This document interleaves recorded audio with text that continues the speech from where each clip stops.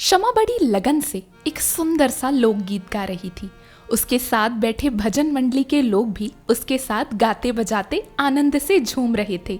नीचे ग्राउंड पर खड़े ऑडियंस भी गीत की धुन पर थिरक रहे थे। गाना खत्म हुआ और लोगों की तालियों की गड़गड़ाहट से सारा माहौल गूंज उठा। शमा के चेहरे पर एक बड़ी सी मुस्कान छा गई। गीत खत्म करके उसने बोलना शुरू किया। तो अब मैं आपको बताने जा रही हूँ कि कैसे भगवान राम ने दुष्ट रावण को मारा था। शमा के इतना कहते ही माइक की सीटी की आवाज आई, जिससे सभी की नजर पोडियम पर गई। वहां प्रोग्राम मैनेजर खड़ा हुआ था और माइक चेक कर रहा था। शमा के मन में हल्का सा डर पैदा हुआ, पर उसने हिम्मत बांधे रखी और बोलना जारी रखा। भगवान राम ने। इससे पहले कि वो आगे कुछ कह पाती, प्रोग्राम मैनेजर की तीखी आवाज सुनाई दी। रुक जाइए, आपको दिखाई नहीं दे रहा? मैं बोलने जा रहा हूँ। मैनेजर की आवाज सुनकर इंस्ट्रूमेंट बजाने वालों ने अपना बाजा बंद कर दिया और शमा भी चुप हो गई।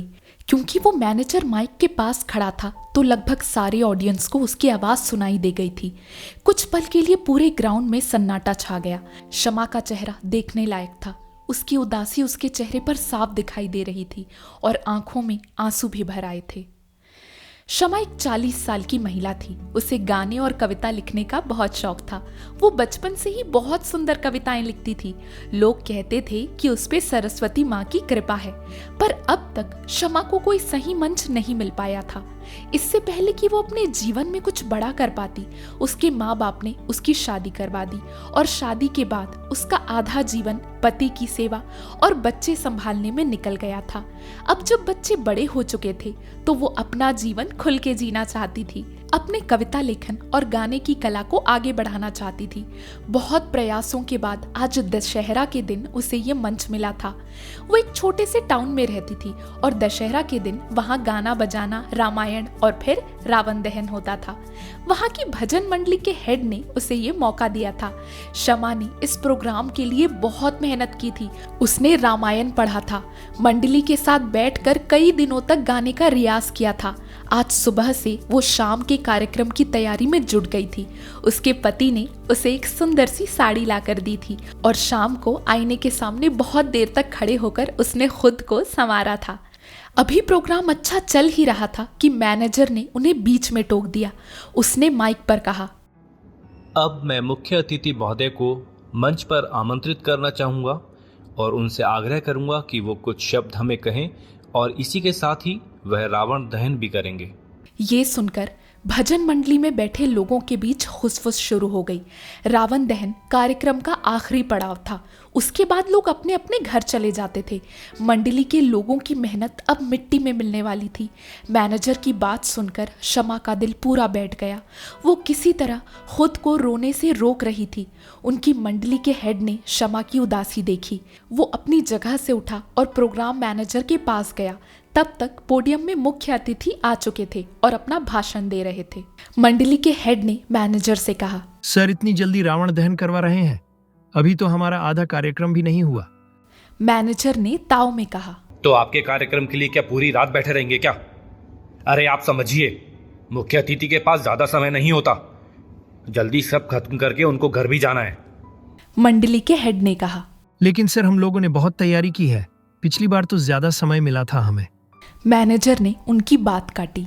अरे हर बार समय एक जैसा थोड़ी ना होता है। अब जो है यही है। आप मुझसे बहस मत कीजिए, मेरे पास और भी काम है। ये कहकर मैनेजर वहां से जाने लगा। अब तक मुख्य अतिथि का भाषण खत्म हो चुका था और दूर से उनके द्वारा रावण के पुतले पर आग लगा दिया गया था।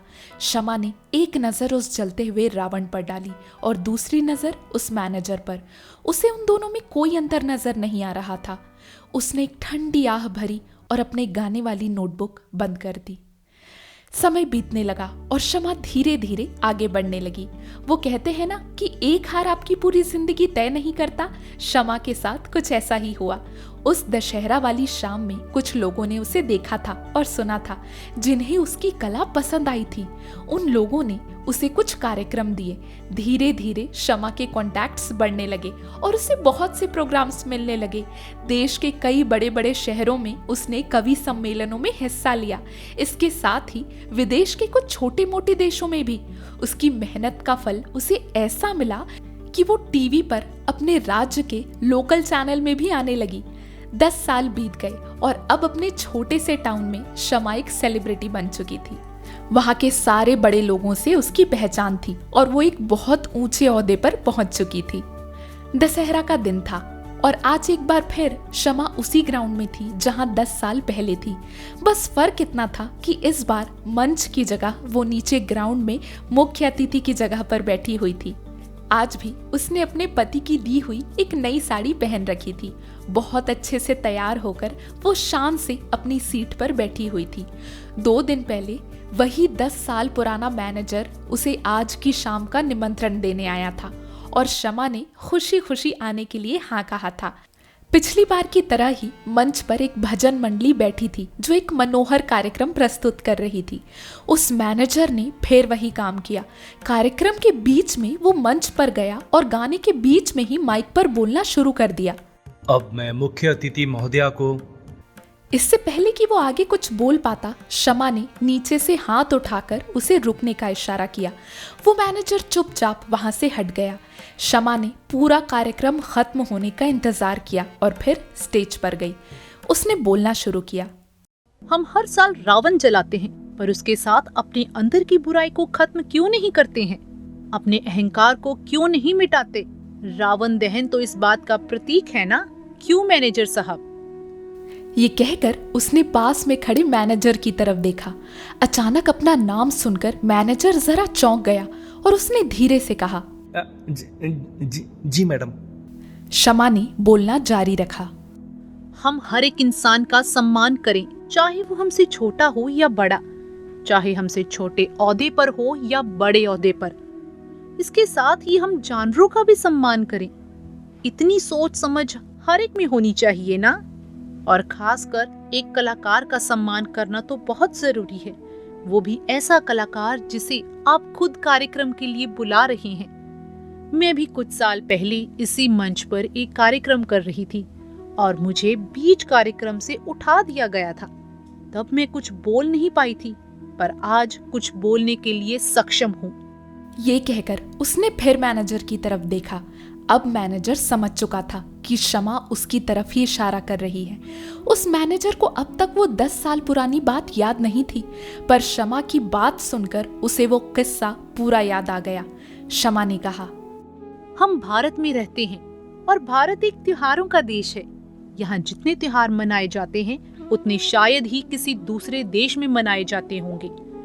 हमारे हर त्योहार को मनाने के पीछे कुछ कारण है और हर त्योहार हमें कुछ ना कुछ सीख देता है। तो क्यों ना त्योहार मनाने के साथ हम कुछ सीखते भी चलें। तो आइए इस रावण दहन के साथ हम अपने अंदर की सारी बुराइयों को भी जलाने की कोशिश करें। शमा के ये कहते ही रावण के पुतले पर चिंगारी छोड़ दी गई और वो जलने लगा। उस मैनेजर का सर झुक गया। शमा ने देखा कि आज इस रावण के पुतले के साथ साथ उस मैनेजर के अंदर का अहंकार भी जल रहा था। तो दोस्तों, आपके शहर में दशहरा कैसे मनाया जाता है? अपने अपने जवाब कमेंट बॉक्स में लिखकर ज़रूर बताइएगा। आपको ये कहानी कैसी लगी ये भी कमेंट बॉक्स में लिखकर ज़रूर बताइएगा। अगर कहानी अच्छी लगी तो वीडियो को लाइक करें, शेयर करें और आगे ऐसी ही इंटरेस्टिंग स्टोरीज पाने के लिए हमारे चैनल को सब्सक्राइब करें और बेल आइकन क्लिक करें। Thank you and happy Dussehra.